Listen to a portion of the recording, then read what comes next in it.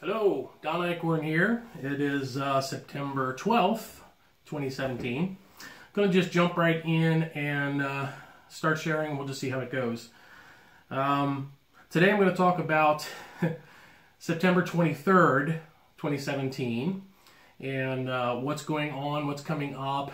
And along with that, I'm going to talk about a big overview of Revelation chapters 5 through 16. Not going to get into a lot of details. We're going to get into some details. But that's what this is going to be about. Motivated primarily by two things. The time is getting close to September 23rd. So I want to get this out there for people to think about a little bit. And also, I've been hearing a lot of really stupid explanations and talk about 9/23 and what it may or may not mean. And it's just frustrating when people that don't know what they're talking about are teaching others. So I'm going to try to share some facts. I'm going to share some of what God has shown me and told me that I'm convinced was Him. I'll share a little bit of what I think and believe, but I'll try to keep those two separate.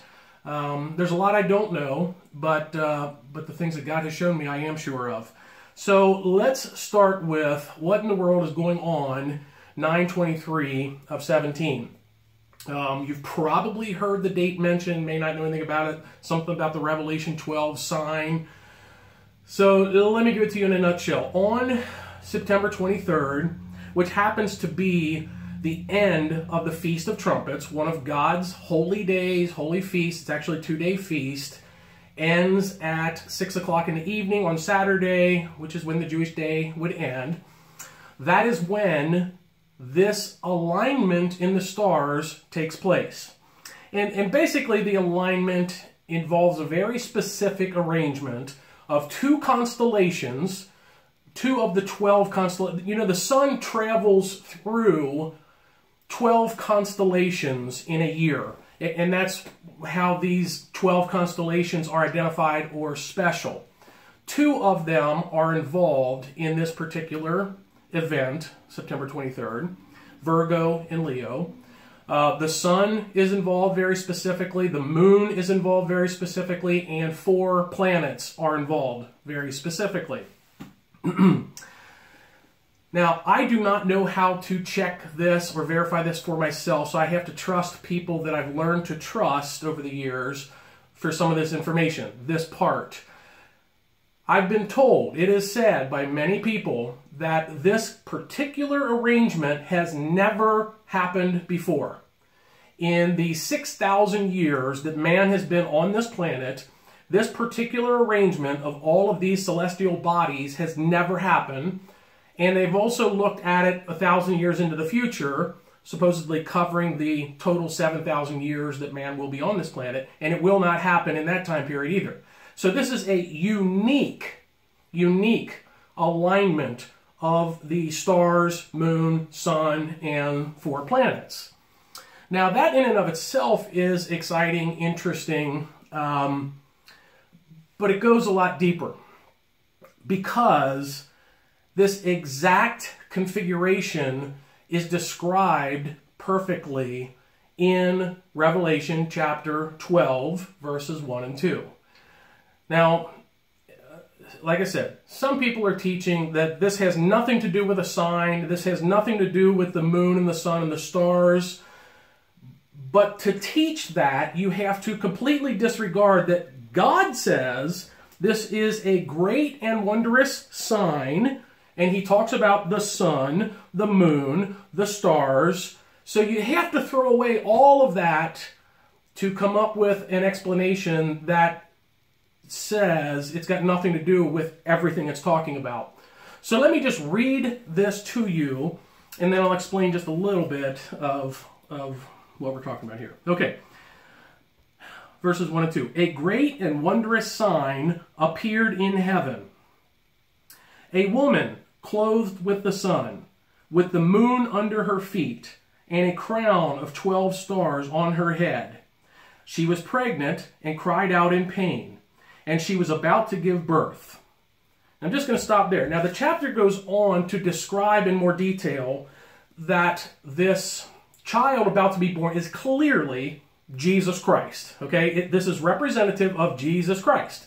It talks about him ruling with an iron scepter, ruling the nations, all this kind of stuff. He's caught up to the throne of God. So it's clear who this is illustrating. Okay, so that makes Virgo, the virgin, Israel. Jesus was born out of Israel. So the constellation Virgo would be the virgin, the woman described here. Now, the child that she's about to give birth to is represented by the planet Jupiter, which 9 months ago, yes, not 8 or 10, 9 months ago, Jupiter entered into the constellation Virgo in her core, in her womb area, among the stars, which is, it's a picture. But Jupiter, the planet, moved into the mix of the stars that would be the location of the womb of the constellation Virgo. And it stayed there. It's in what's called retrograde motion. It moves back and forth, up and down. It moves around within that block of stars that is that part of the constellation Virgo, but it never leaves until September 23rd, when it exits the constellation Virgo.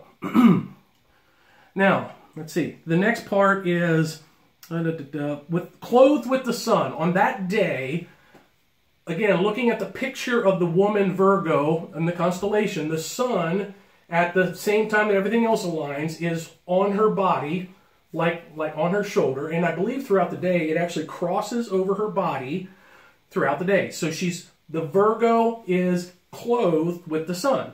Now, it has the next thing, the moon under her feet. At a particular time, the moon also is directly under the 2 feet of the constellation Virgo, directly. So the moon is in place. She has 12 stars on her head as a crown. Now, the constellation Leo is directly above the head of the constellation Virgo. The constellation Leo traditionally has 9 stars. So on September 23rd, in addition to Jupiter being within the womb for 9 months, and the moon under her feet, and the sun clothing her body, 3 planets zoom in and into this one location in a perfect alignment, Venus, Mars, and Mercury, and they become a part of the crown with the 9 stars of Leo. Now, you may say, well, those are planets, those aren't stars, so does that fit? Yes, it does, because traditionally, the planets have been known as wandering stars. Okay? I guess before that the astronomers knew that they were planets, they saw these celestial bodies and they saw that they would move. They would move around different than the fixed location of the other stars in the constellation. So they were just called wandering stars. So that's a fit. So they complete the 12 stars of the crown on her head. The other thing that's really interesting about the planet Jupiter, it is known as the King Star, and it represents the Messiah. It represents Jesus Christ himself, and that is the one that is in the womb of the woman. So, all of that, very, very, very interesting, impressive, and from what they tell me, unique event. And this is an event that, once again, God describes as a great and wondrous sign. Okay. Now, some people are sick and tired of hearing about signs, because of 2 years ago, in part, when we had the blood moons. We had the 4 blood moons that fell on the high holy days of the Jewish calendar, which is God's calendar. It fell on Passover and the Feast of Tabernacles 2 years in a row, full blood moons. Well, that was 2 years ago, and people are like, well, nothing happened. Nothing came of that. So quit talking to me about signs. Well, the problem is people are expecting, just like this time, people are talking about, oh, September 23rd, the rapture is going to happen, and this is going to happen. No, it's not. A sign is a tool used to point to something. Now, if we can figure out what it's pointing to, that could be very significant. The 4 blood moons, as it turns out, were pointing to this sign. They had great significance. It was a great sign. God used that to point to this sign. So what we might need to discuss is, what is this sign pointing to? Doesn't mean anything's going to happen on September 23rd. Quite frankly, I don't think it's going to. But I may know what it's pointing to. This is speculation. Now, some people question, should we be looking at the stars? Should we be, doesn't the Bible say don't do this? No, not at all. In Genesis chapter 1, verse 14, when God created the sun, the moon, and the stars, he said, let them serve as signs to mark seasons and days and years. He said before he even talked about their light purposes, he says they're for signs to make known particular days and months and years. Jesus talked about signs in Luke 21:25. He says there will be signs in the sun, in the moon, in the stars, when he was talking about the last days, the end times. Throughout history, God created the stars for us to use, for us to look at, for us to study. What he says don't do in many places, in Deuteronomy 4 and 17, I think, and several places, God says, don't worship the stars or the sun or the moon, which people have been known to do throughout history. So we are not to worship or look to the stars or anything that he created instead of him. So astronomy is a wonderful God-given thing. It's the study of his celestial beings. Now, astrology is very, very different. Stay away from astrology. Astrology is the study of celestial beings and their effect on your personality and who you are based on the time that you're born. And it can tell your future and all this kind of crap. And it's crap. So yeah, stay away from astrology. But astronomy is studying God's creation. And we're supposed to do that. And he says he's going to use this particular part of his creation as signs to point to other things, events and dates and happenings. So yes, we need to be looking at this. We need to be watching. Why would Jesus tell us there's going to be these signs, but don't look at them? You know, that would just be silliness. Okay. Now, I want to get into why this might be significant coming from chapter 12 in the book of Revelation. You would think that there'd be all this stuff before chapter 12. So let's dig into this just a little bit here.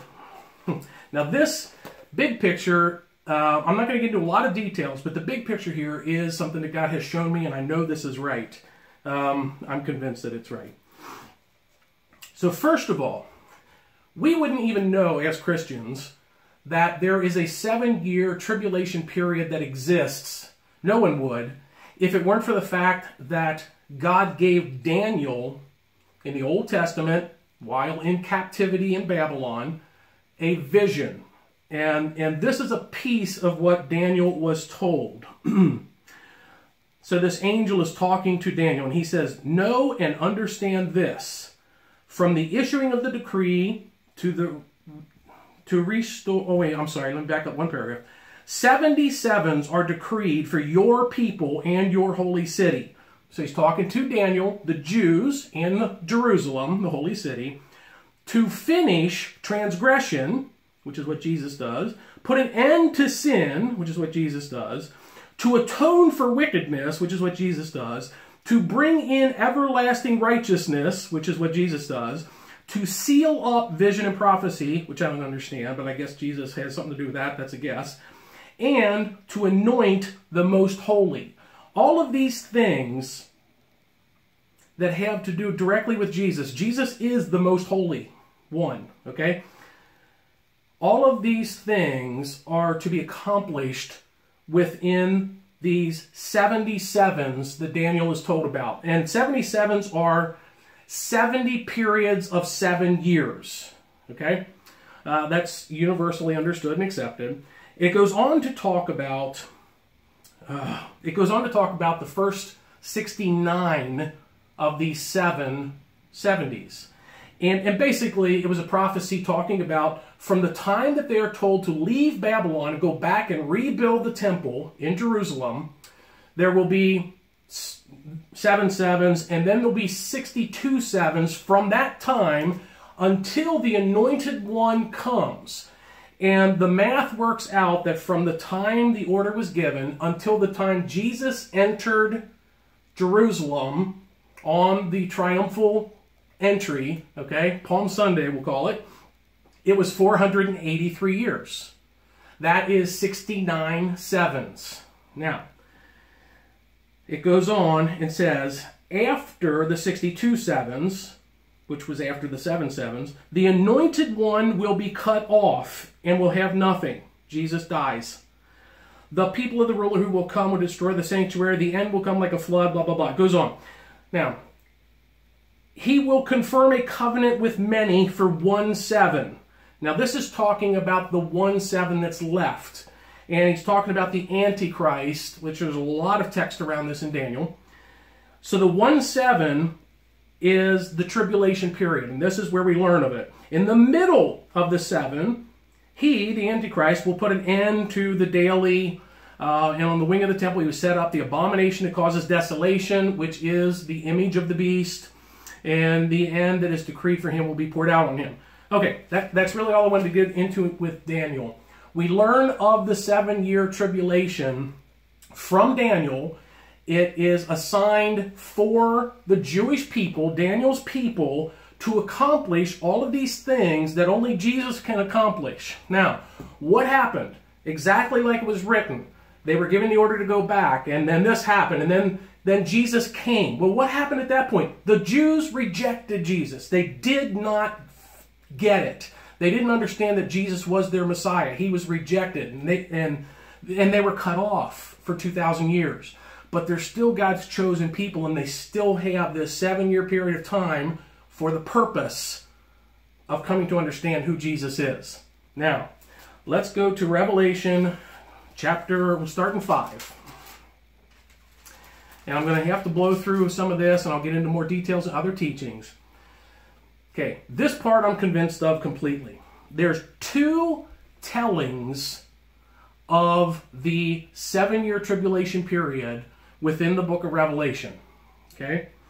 The first telling of the story covers from chapter 5 through chapter 11. That's focused on and for the Jews. That is the story of them coming to know who Jesus is and receiving him. As other prophecies have said, the nation of the Jews will come to know Christ and accept him as their Messiah. But it doesn't happen until the very end of that last year, of the end of the tribulation. So this is the story of them going through the tribulation, and they are here for the whole thing. And what's interesting is, first of all, I'm going to have to skip some of this to try to get this down a little bit. As Jesus is opening the seals of the scroll that we're told about in chapter 5 and 6, it's the wrath of the Antichrist. It's the wrath of Satan that's being poured out on the world. The 4 horsemen and the following seals are being the wrath of Satan, because and it says it's because he knows his time is short that he is pouring out wrath on the earth. And he's trying to wipe out the Jews, but they're protected for 3.5 years. So he goes after the Christians, which I talked about in my video from yesterday, and he's given authority and power to conquer Christians for 3.5 years. That's what is talked about and told in the first couple chapters of this section, okay, with the seals being opened. Then, in chapter 7, we see the rapture of the church from the perspective of heaven. It's the exact same event described in 2 Thessalonians from a worldly perspective. Here, John gets to see the people arriving, where in 2 Thessalonians, they're described as leaving. They're caught up. Here, poof, where'd they come from? This great multitude that nobody could count. The description is undeniably the church. All right? It talks about the 144,000 here, which is a whole nother topic, which I'll get into another time. It talks about the 144,000 being marked and being seen right before the rapture of the church. Then it immediately gets into chapter 8, where the trumpet judgments are announced. And again, there's a lot of little details here, but the trumpet judgments are poured out. Now, this is the wrath of God being poured out.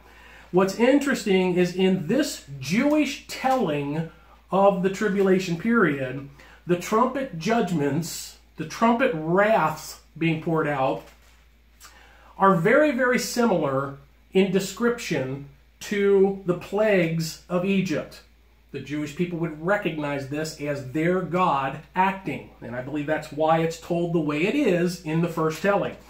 So all first 6 of the trumpet wrath of God are poured out. And we come up to chapter 10. And interesting verse in the middle of chapter 10 says, "There will be no more delay, but in the days when the 7th angel is about to sound his trumpet, the mystery of God will be accomplished, just as he announced to his prophets." Talking about the prophets again. You know what is not mentioned at all through all of this telling of the tribulation period?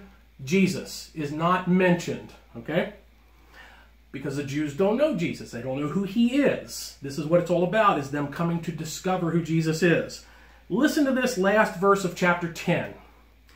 This talking to John, an angel talking to John. It says, "You must prophesy again about many peoples, nations, languages, and kings." Okay, so he's being told, John, you just got done telling this whole prophecy for your people, for the Jews. Now, you're going to have to tell this prophecy again for all nations, the Gentiles. Okay? So then we have chapter 11, which goes on to wrap up the telling of the story of tribulation period, that's 7 years for the Jews. And it wraps up very interestingly.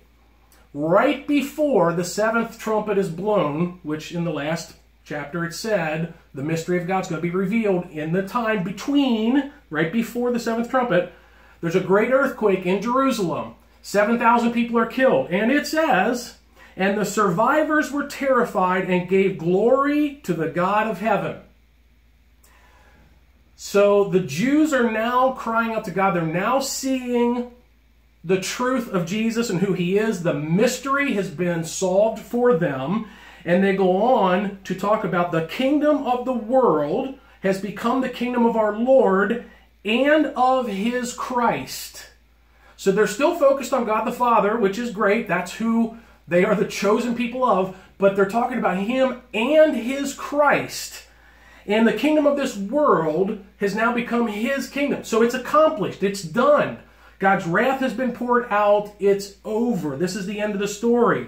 The rest of chapter 11 goes on to parallel exactly things that are talked about in Revelation chapter 20, which is after tribulation period. Okay? The time for judging the dead and for rewarding those for good and judging the bad and all of this. That's a parallel to chapter 20. I say all of this to come to this point. Chapter 12 starts the story over. Now, this is the Gentile telling, and we're not going to go into detail here, but you can see the same aspects. It starts off with the sign that's on September 23rd, okay? And it goes immediately into Satan getting thrown out of heaven, which I think happens also in chapter 5. It talks about his wrath coming against Christians. It talks about the rise of the Antichrist empowered by Satan, given authority over Christians for 42 months. It talks about the false prophet coming to power. All of this is the first 3.5 years that the Christians are on earth for the tribulation under the power and authority of the Antichrist, empowered by Satan. Okay, all of this is going on. Bad news for Christians for 3.5 years. The Jews are fine at this point because the Antichrist made a covenant with them, or confirmed a covenant with them for 7 years, which he held for 3.5 years. So they were in good shape. They were safe, a false peace and safety for 3.5 years. But the Christians, everyone in the world was after the Christians, who couldn't get on board with the one world religion and the one world government. So then we see the 144,000. Once again, we're told about the 144,000. Then there's the rapture. Just like in the first telling, there's 144,000, and then the rapture. All these people appear. In the second telling, the Gentile telling, there's all this hell on earth going on for Christians, peace and calm for everybody else. 144,000 are talked about, which is another interesting story. And then the harvest of the earth, the rapture. From there, it goes on in the Gentile telling to tell the rest of the story. And this is when the Jews are still on earth, but their story's already been told. So now it goes into the 7 bowls of God's wrath. Chapter 16 is all of the bowls of God's wrath being poured out. The second half of tribulation is the wrath of God. Whether it's the trumpets or the bowls of wrath, they're the exact same things. Antichrist has his wrath against Christians for 3.5 years. Christians are sucked out of here. Antichrist and his government trample on Jerusalem. They break the covenant, set up the abomination of desolation, or the image of the beast, in the holy place.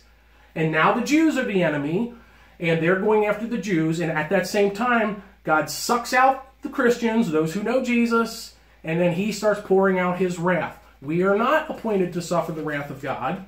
We're sucked out before that, at the middle of the tribulation.